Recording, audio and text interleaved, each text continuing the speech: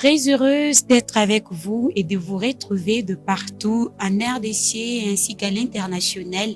Nous vous disons bonjour, bon après-midi, bonsoir, ça dépend de l'heure à laquelle vous allez suivre cette émission. Alors, nous sommes là dans votre émission dénommée Ouvrons nos Bibles, ces programmes de l'église au 8e CEPAC Penuel, que la presse Penuel, bien sûr, vous offre. Alors, nous sommes très ravis, bénis et surtout honorés à chaque fois de vous parler, bien sûr, de la part de notre Seigneur et Sauveur Jésus-Christ. Alors, Ouvrons nos Bibles, c'est une émission où la parole de Dieu s'explique par elle-même, comme l'avait dit notre orateur, le frère, l'évangéliste Delphin Moulonda, que la parole de Dieu n'a pas besoin d'ajout, elle peut s'expliquer par elle-même. Alors, nous sommes là, question d'apprendre à sonder les Écritures. Que dit la parole de Dieu en rapport avec notre façon de vivre? Que dit la parole de Dieu en rapport avec certaines pratiques? C'est un honneur et un plaisir de vous présenter ces numéros. Alors, nous sommes là encore et nous continuons avec notre thème qui cadre avec la place de la croix de Christ dans nos vies. Nous disons merci à notre papa, le patriarche, le révérend pasteur Kassemba Mouteba Bertrand. Nous disons merci à la grande équipe presse Penuel pour la production de cette émission. Nous disons merci à la communauté 8e CEPAC, plus particulièrement la paroisse Penuel. Alors, nous sommes là et sans plus tarder, nous allons recevoir les serviteurs de Dieu, l'évangéliste Delphin Moulonda, qui est avec nous sur ces beaux plateaux, que nous recevons d'ailleurs avec tout honneur et tout respect en lui disant bonjour évangéliste. Bonjour ma sœur. Toujours ravi et béni d'être avec vous sur ces beaux plateaux. Moi de même, c'est un privilège d'être là. Amen. Un mot à dire aux enfants des dieux qui nous écoutent de partout ailleurs. Oui, il faut savoir juste que par rapport à la Bible, il y a une pensée qui m'a béni. Oui. C'est celle d'un puritain du nom de John Bunyan. Il dit que la Bible te tiendra loin du péché et le péché te tiendra loin d'elle.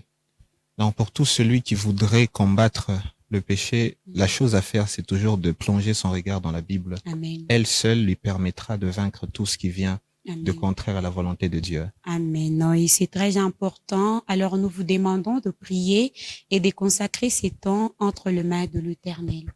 Père, nous te bénissons d'avoir voulu que nous soyons en vie aujourd'hui et d'avoir permis que mon frère aussi puisse être disponible afin de t'écouter.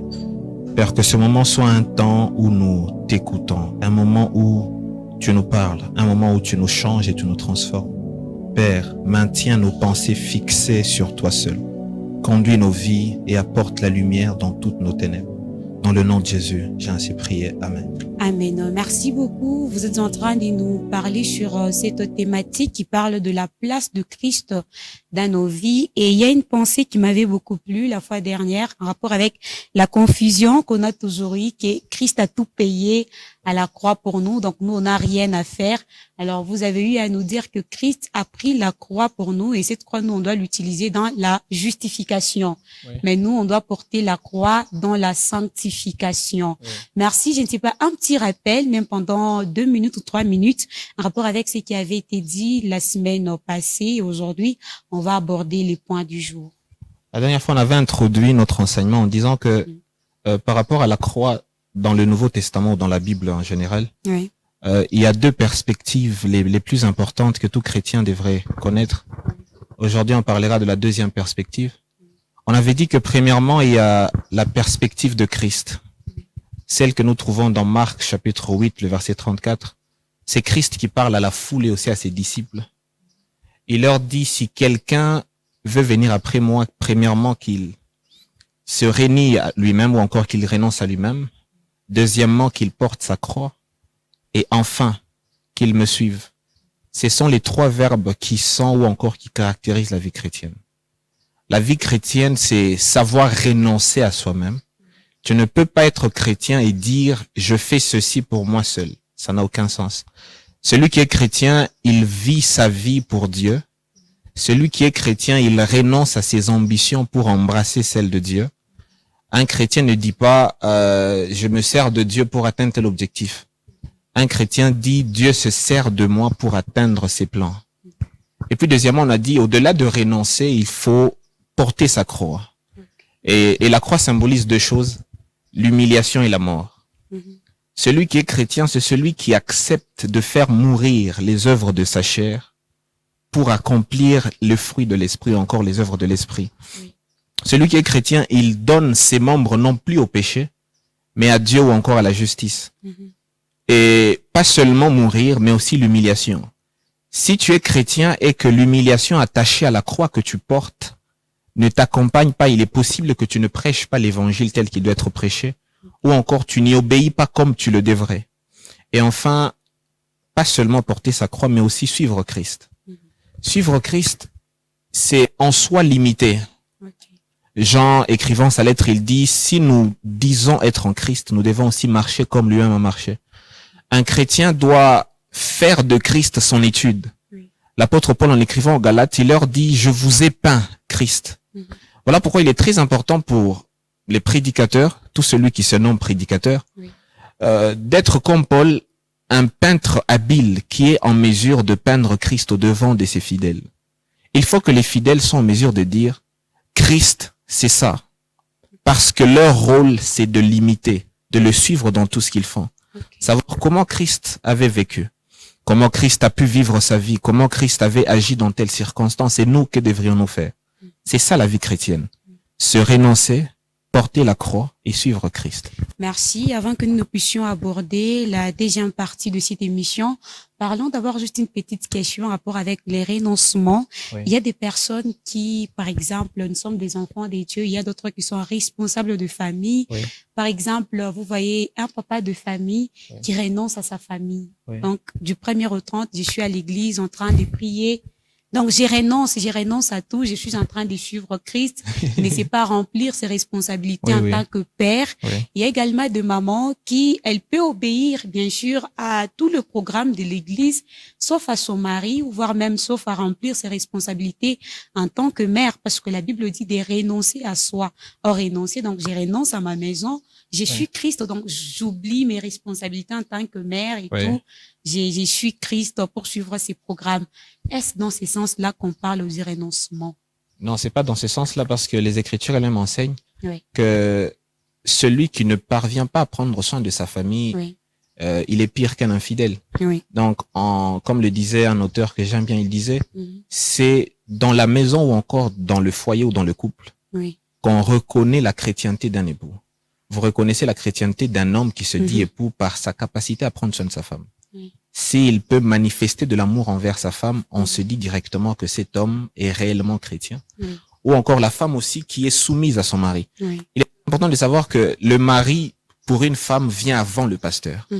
Hein? Il y a des gens, parfois, il y a même ce débat-là où les pasteurs sont en train de se cafouiller le pouvoir. Le pasteur dit à la femme, c'est moi qui viens avant. Non. Le mari vient avant le pasteur. Hein?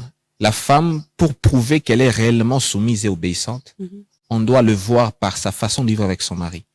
Parce qu'il est beaucoup plus difficile d'être soumise en tant que femme à un homme que tu connais. Tu connais ses faiblesses, tu connais ce qu'il est, tu connais ses échecs, qu'au pasteur. Parce que le pasteur, tout ce que tu vois de lui, c'est comment il prêche devant, comment il prie pour toi. Tout ce que tu sais de lui, c'est tout ce qui est attaché à son rôle et à son poste. Mais tu ne sais rien de ses faiblesses. C'est ça qui fait que les femmes peuvent facilement obéir à un pasteur qu'à leur mari, mais elles se disent qu'il serait mieux de se soumettre au pasteur. La Bible dit que vous devez vous soumettre d'abord à vos maris, avant que vous ne puissiez l'exprimer à l'église. C'est d'abord par ordre de priorité. C'est ce que les Écritures enseignent. Voilà, merci beaucoup. Alors aujourd'hui, je crois qu'on va aborder bien sûr la deuxième partie de notre programme. Oui, aujourd'hui, nous avions dit que nous allons parler de la perspective de l'apôtre Paul. La dernière fois, il était question de ce que nous faisons. C'était la sanctification. Lors de la sanctification, on a eu à dire que la sanctification, c'est renoncer. C'est porter la croix et suivre Christ. Mais au-delà de la sanctification, il y a ce qu'on appelle la justification. C'est elle qui vient en premier. Et nous sommes dans 1 Corinthiens chapitre 1er. 1 Corinthiens chapitre 1er, je vais lire. D'accord. Versets 17 à 18, et puis on lira le verset 22 à 23. La Bible dit ceci. Ce n'est pas pour baptiser que Christ m'a envoyé, c'est pour annoncer l'évangile. Et cela sans la sagesse du langage, afin que la croix de Christ ne soit pas rendue vaine. Car la prédication de la croix est une folie pour ceux qui périssent, mais pour nous qui sommes sauvés, elle est une puissance de Dieu. 22. Amen. Les Juifs demandent des miracles et les Grecs cherchent la sagesse. Nous prêchons Christ crucifié, scandale pour les Juifs et folie pour les païens. C'est l'apôtre Paul qui parle. Oui. Et il est en train, premièrement, il dit le message. Ok. L'autre fois, on a eu à voir la sanctification. Aujourd'hui, les questions de la justification. Il dit, moi j'annonce. Au verset 17, il dit, si j'ai été appelé, c'est pour annoncer l'évangile, non pas pour baptiser. Oui. Dans le texte, vous allez penser que Paul est en train de minimiser le baptême, mais plutôt il est en train de parler par ordre de priorité. Ok. Dans l'ordre de priorité, la prédication vient toujours avant. C'est lorsque les gens écoutent l'évangile qu'ils croient, et c'est lorsqu'ils croient qu'on les baptise. Et lorsqu'on les baptise, maintenant vient la Sainte Seine qui vient après. Oui. Parce que même dans Matthieu 28, il leur avait dit, allez partout dans le monde, prêcher, et maintenant vous allez baptiser. Oui. Il dit que prêcher l'évangile est ce qui est prioritaire à sa mission. Partout où il devrait aller, la chose qu'il devrait faire, c'est de prêcher l'évangile. Mais la question qu'on se pose à chaque fois, c'est, quand on parle d'évangile, c'est quoi? C'est vrai qu'évangile signifie bonne nouvelle. Mais c'est quoi la substance de l'évangile? Dans le verset 18, il définit l'évangile. L'évangile, c'est la prédication de la croix. Ok. Lorsqu'on prêche sur l'évangile dans l'église, la prédication de la croix doit être au centre. Parce que la prédication de la croix, ou encore la croix, c'est même ça la substance de l'évangile. Dès l'instant où vous enlevez la croix de l'évangile, l'évangile perd tout son sens. Jésus, parlant dans les évangiles, disait que lorsque le sel perd sa saveur, ce sel n'est bon qu'à être jeté au feu. Oui. Partout où vous trouvez un évangile qui est dénué ou encore qui manque la croix en lui, ce n'est pas l'évangile de Christ que vous écoutez. Okay. Directement, vous devez placer ce message-là de côté. Dans chaque église où vous trouvez l'évangile, la croix, c'est elle qui est au centre. Et quand on parle de la croix, on parle de la mort de Christ. Okay. Il est important que les gens aient une idée et la pensée de ce que est cette croix ou encore la mort de Christ. Et Paul dit que pour ceux qui périssent, ce message est une folie. Okay. Mais pour ceux qui sont sauvés, ce message est une puissance. Dans chaque église où vous ne trouvez pas l'évangile ou encore la croix être prêchée, c'est une église constituée des gens qui périssent. Dans le verset 22, il disait que les Juifs demandent les miracles, mais les Grecs, de leur côté, et ils cherchent la sagesse. Les églises où les gens sont plus concentrés sur les miracles et la sagesse humaine, ce sont des églises des gens qui périssent. Parce qu'il est plus facile de convaincre quelqu'un par la sagesse et par les miracles que par l'évangile. Parce que pour que quelqu'un parvienne à adhérer ou encore à dire je crois en cet évangile qui est la croix, il faut que le Saint-Esprit puisse intervenir. Dans 1 Corinthiens chapitre 2, vous voyez l'apôtre Paul est en train de dire que l'homme naturel ne peut pas adhérer à ce qui est spirituel parce que ce qui est spirituel est comme une folie pour cette personne. Et c'est ça le message que nous prêchons. Le message que nous prêchons doit être folie au monde et puissance à ceux qui croient. À chaque fois que nous annonçons aux gens, écoutez, celui que nous prêchons, il était mort à la croix. Et c'est par sa mort sur cette croix que nous sommes sauvés. Les Juifs regardent et ils te disent, non, ce que tu dis, ça n'a aucun sens. C'est un scandale pour les Juifs. Pourquoi? Parce que le Messie qu'on avait annoncé ou encore enseigné chez les Juifs, c'était un Messie qui devrait délivrer par la puissance, non pas par la faiblesse. Comment il peut nous sauver en mourant? Ça n'a aucun sens.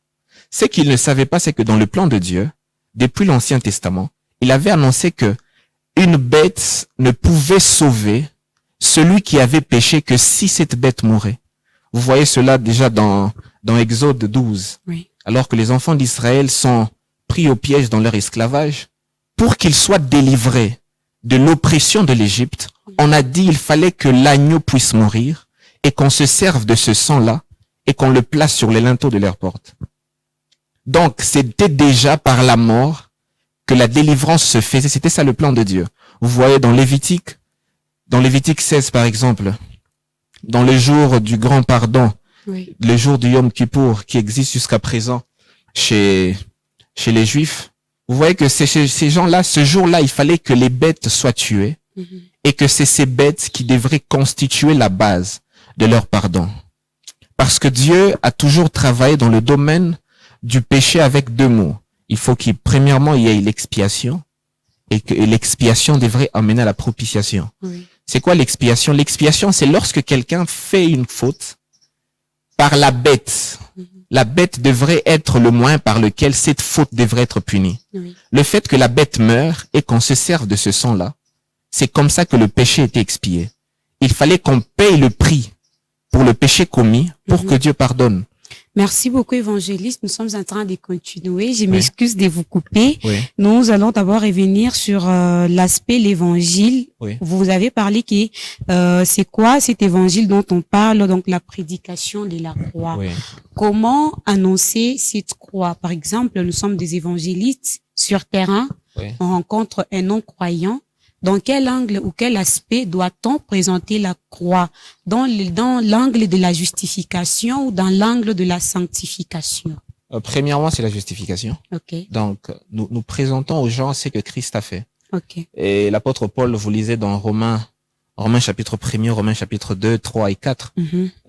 Dans Romains 1, 16, il dit, je n'ai point honte de l'évangile, c'est la puissance de Dieu pour tous ceux qui croient. Oui. Dans le chapitre 2 et 3, il présente l'état des hommes. Dans la prédication de l'évangile, premièrement, nous faisons savoir aux gens ce qu'ils sont devant Dieu. Ok. C'est ce que Paul fait dans les chapitres 2 et 3. Parce qu'il y a des évangélistes, tu descends, tu trouves quelqu'un, il est nzambunafanya utakufa utenda mumoto we tubu avant ukufe muzambi yako ili. Oui, c'est ça Donc, que même Jésus a fait ça. Ok. Il leur a dit, répentez-vous, Ok. car le royaume des cieux est proche. Ok. L'apôtre Jean le Baptiste, Mhm. dans les évangiles, vous voyez dans Marc 1, vous voyez, il fait la même chose. Oui. Vous faites savoir aux gens l'état dans lequel ils sont Oui. et la destinée qui est rattachée au fait, à cet état-là. Il y a des fois des gens qui disent, oh non, vous devez pas prêcher aux gens l'enfer. Non, Jésus a prêché l'enfer à ceux qui n'étaient pas encore sauvés. Ok. Jean a prêché l'enfer à ceux qui n'étaient pas encore sauvés. Mhm. Oh non, vous leur faites peur. Non, non, c'est comme ça qu'on leur présente. Ok. Ils doivent savoir ce qu'ils sont Mhm. et ce vers quoi ils sont en train d'aller Oui. en demeurant dans cet état-là. Mhm. Mais il faut savoir aussi que ce n'est pas ce que tu dis qui constituera la base de conviction seulement. Mhm. Il faut que le Saint-Esprit intervienne Ok. parce que c'est l'Esprit qui va leur ouvrir les yeux Mhm. pour qu'ils voient réellement leur état. C'est pour ça que l'Esprit devrait venir. Alors, comme Paul, Mhm. il a fait aussi cela. Il leur a dit, voici l'état dans lequel vous êtes. Mhm. Vous êtes tous des pécheurs. Dans Romains 3, 23, et vous êtes privés de la gloire de Dieu. Mhm.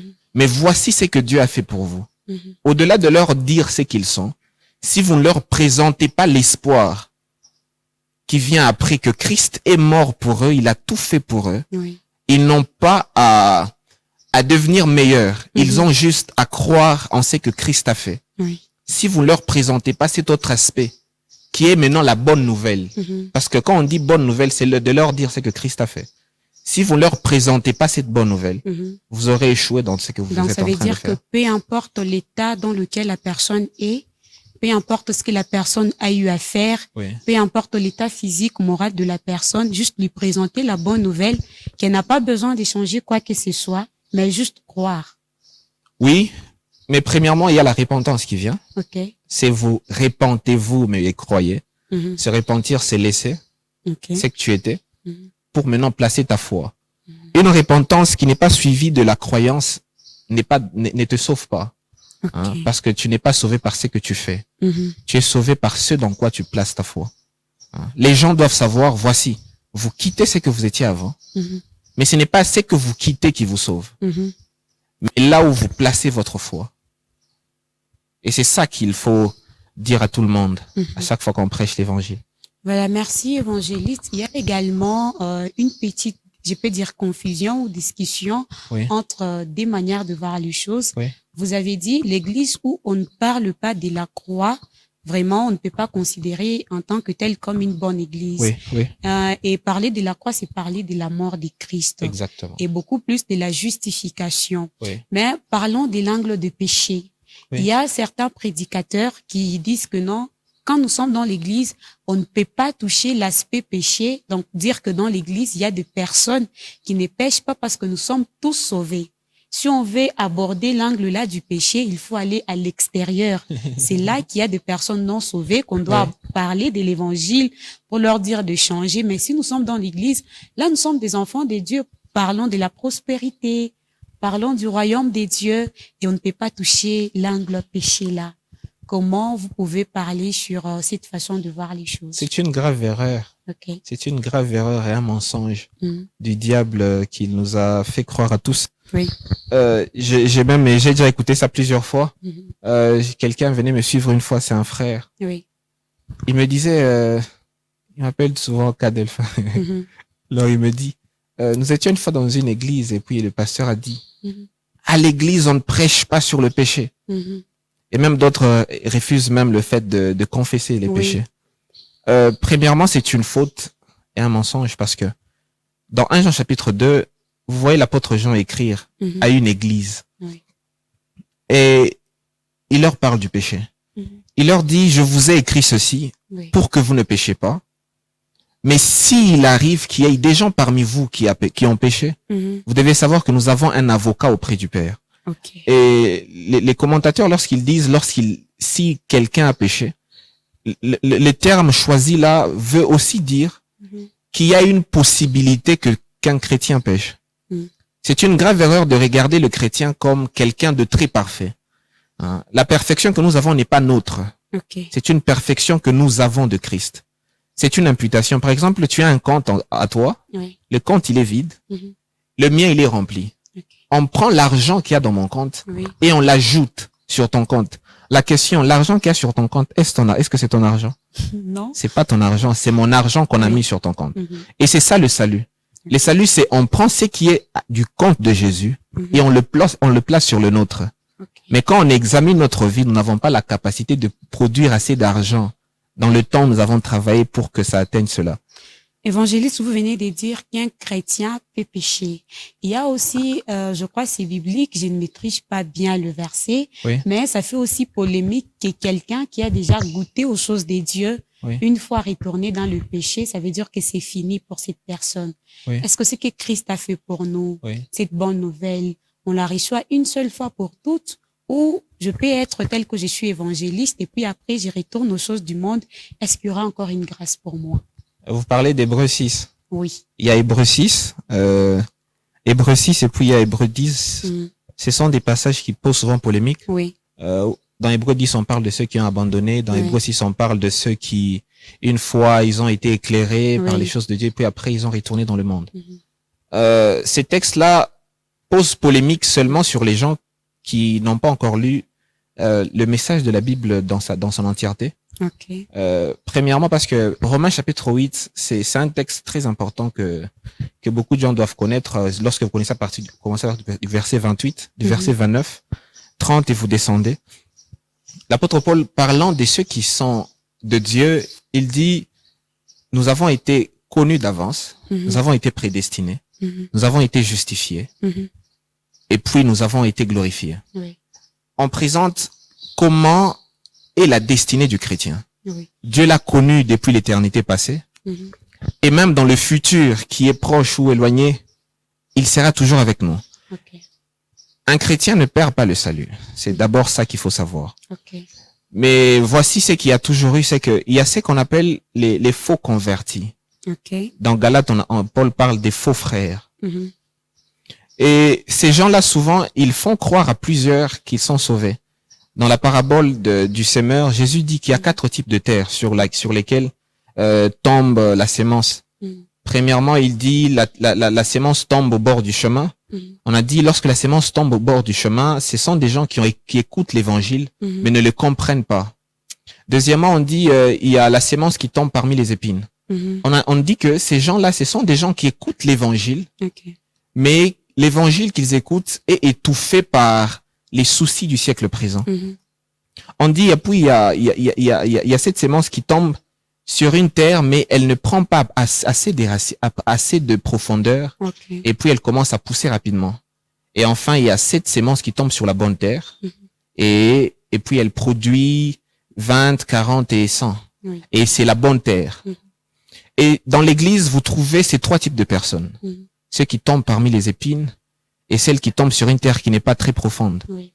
Et parfois, vous pensez que ces 3 personnes sont semblables.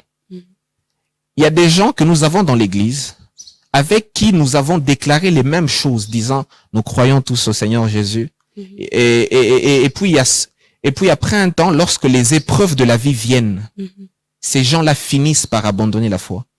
Et très souvent, les gens disent ils ont perdu la foi. Jésus dit non, ces genres de personnes n'ont pas perdu le salut, mais plutôt ils avaient fait croire à tout le monde qu'ils étaient sauvés, alors qu'ils n'étaient pas sauvés. Ils avaient juste un semblant de salut qui était mêlé des émotions. La foi qu'ils étaient en train de manifester, c'était seulement une foi qui était liée à une saison de leur vie. Peut-être quelqu'un passe par la souffrance et vous lui proposez par votre église que non, on peut prendre soin de tes études. Et cette personne commence à travailler avec nous dans l'église. Et puis après un temps, la personne trouve d'autres opportunités pour trouver le même argent que vous lui donniez. Et la personne fuit l'église, vous dites non, cette personne a perdu le salut. Non. Cette personne a simplement manifesté la nature qu'il a toujours eu tout ce temps, mais qu'il cachait sous le nom de chrétien. Voilà. Merci beaucoup, évangéliste. Alors, comment obtient-on les saluts? Par quoi ou par qui devons-nous être sauvés? Nous obtenons le salut par la prédication de l'évangile. Et prêcher l'évangile, c'est dire aux gens que Dieu, depuis la chute d'Adam, il cherchait un moyen de sauver l'humanité. Dans l'ancienne alliance, il l'a fait par la circoncision, vous voyez dans l'Ancien Testament. Abraham, c'était le signe de l'alliance. Vous voyez par Moïse, il a donné la loi de Moïse. Et par cette loi, il fallait que les gens observent cette loi. Et lorsque les gens, Dieu sachant que les gens ne pouvaient pas obéir à la loi parfaitement, il leur a donné une bouée de secours. Et c'était quoi? C'était le tabernacle. Il a dit, tout celui qui aura fauté ou encore qui aura désobéi à la loi, voici ce que l'homme devrait faire, c'était, tu apportes une bête auprès du sacrificateur, et cette bête sera égorgée. Tu vas confesser tes péchés sur cette bête, et c'est comme ça que tu seras sauvé. Mais ce que vous remarquez dans la loi de Moïse, c'est que il y avait des péchés qui ne pouvaient pas être pardonnés. Et lorsque quelqu'un commettait ces péchés-là, la personne devrait être lapidée pour qu'elle meure. Déjà, on montrait déjà par ces choses-là l'imperfection de ce tabernacle et de cette loi-là. Alors Dieu a donné quelque chose de meilleur, de plus excellent que cela. C'était la mort de Christ. Par la mort de Christ et le sacrifice de la croix, il n'existe pas de péché que ce sang-là ne peut pas laver. Amen. Parfois, les gens, quand ils regardent eux-mêmes, ils se disent, non, ce péché ne peut pas être pardonné par Dieu. Non. Le sacrifice de Christ, il est plus excellent. Amen. Si par l'ancienne alliance, c'était une alliance qui fonctionnait sur la base de ce que tu fais, et Dieu fait aujourd'hui, Dieu dit non, ce ne sera pas une question de ce que tu fais. Amen. Ce sera une question du sacrifice que Christ a fait seulement. Amen. Et toi, tu n'as qu'à croire en son œuvre. Et c'est ainsi que le salut t'est donné. Quand on prêche aux gens, on leur dit, voici comment Dieu te sauve. Christ est mort pour toi, il a tout fait pour toi. Lorsque tu crois en lui, il transfère toute la justice qu'il a sur ton compte.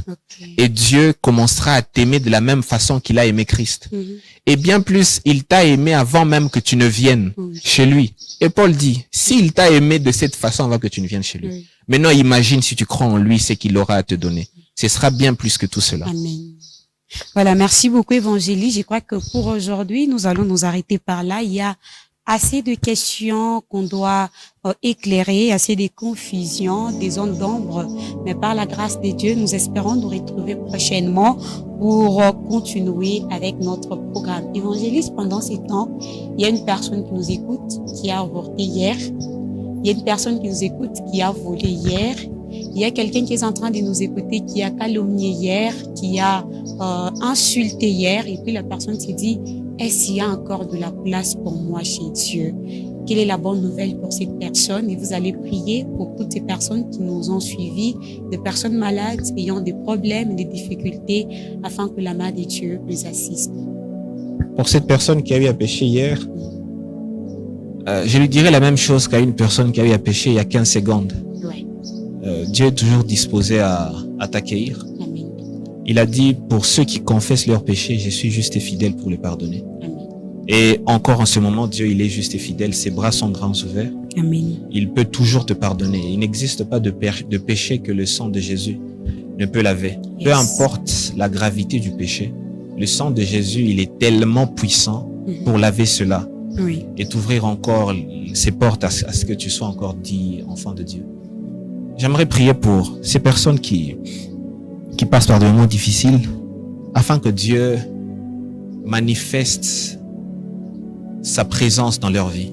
Père, je prie pour cette personne qui se sent abandonnée, qui est dans le trouble. Elle est inquiète et elle se pose autant des questions par rapport à ce qui lui arrive, le manque d'argent. Père, ma prière en ce moment est que tu te montres à cette personne. Amen. Manifeste-toi dans sa vie. Amen. Père, il y a cette personne qui est tellement épuisée par les circonstances de la vie, tellement qu'elle a essayé, tellement qu'elle s'est battue, mais rien ne lui a été donné comme espoir. Père, manifeste-toi dans sa vie, afin qu'en ce moment qu'elle dise, alors que tout le monde m'avait abandonné, il y avait un Dieu qui s'était manifesté auprès de moi. Amen. Père, je prie pour cette personne qui a perdu son travail. Et elle se demande comment elle va vivre. Père, je prie que tu sois sa provision. Yes. Comme pour Abraham, tu lui as dit, Jéhovah Jireh, je pourvoirai. Père, pour cette personne, qu'elle puisse expérimenter la provision de Dieu. Amen. Que dans sa vie, elle dise, Dieu était la provision lorsque je n'avais plus rien à donner à mes enfants. Amen. Père, je crois que tu le fais en ce moment. Voilà pourquoi je dis Amen. Merci beaucoup. Ça a été un honneur, une bénédiction d'être avec vous. Merci à la grande équipe 8e CEPAC Penuel pour la production. Merci à vous aussi, chers téléspectateurs et téléspectatrices. Le principe reste le même. Likez, partagez, commentez. Besoin d'orientation, écrivez-nous dans les commentaires ou au numéro qui défile au bas de votre écran. Au revoir, à la prochaine fois et shalom sur vous. Merci à vous, évangéliste. Merci beaucoup. Merci.